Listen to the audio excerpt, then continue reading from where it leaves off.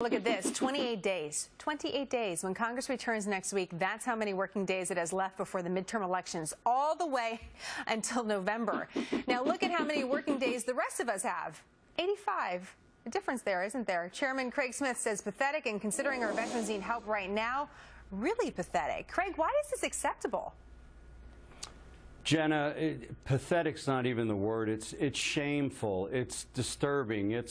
I mean, especially when we're talking about our veterans, Jenna. Here we are on the 4th of July, the day that we're celebrating the independence of this country. A lot of that was because men and women risked life and limb, and now we're making all these excuses of why we can't take care of them. And that's the one bill that should get through. Look, we've got the National Defense Authorization Bill that's hung up, was passed June 2nd, sent to the Senate June 5th, sitting there on Harry Reid's desk. Even Claire McCaskill and Angus King, you know, Democrats and an independent who caucus together are saying, Mr. Reid, bring these bills to the floor. And how can Harry Reid, for 1 minute, stop any movement on that VA reform bill is beyond me, Jenna. One of the things that lawmakers are saying, the ones that are working on the bill, is that they're waiting to get the proper projections from the CBO, from the Congressional Budget Office, so that they have the numbers right, so they can put forward a proposal that really makes sense. Craig, what do you think about that? Do the numbers matter? Do we need to take the time to do it? You're a business guy. What do you think about it? Yeah, you know, Jenna, you know as well as I do, because you've covered it more. Since when has CBO ever gotten it right? I mean, the reality is they're projecting $44 to $50 billion worth of costs. Let's just assume that that's right. And everybody's balking at that number. It's not going to just take money. It's going to take somebody that is empowered to make the tough decisions. And here's where I think the glitch is, Jenna.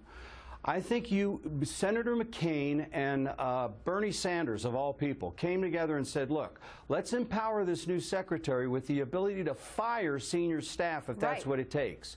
How well is that going to go over with the federal government unions? Well, that's a big question. The unions are probably Well, we're getting into hypothetics a little bit. Let me ask you about something that's actually happening now. Bob McDonald is the nominee to be the next secretary of the VA. He's a business guy. Craig, do you think he's the way to go?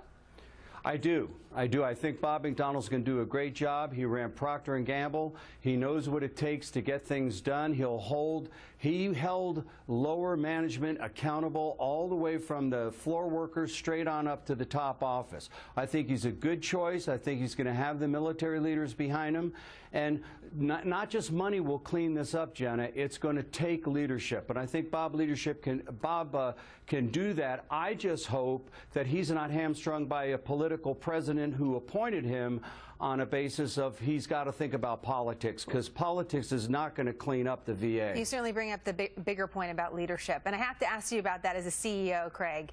If a private company was only working for 28 days for the rest of this year, what do you think would happen?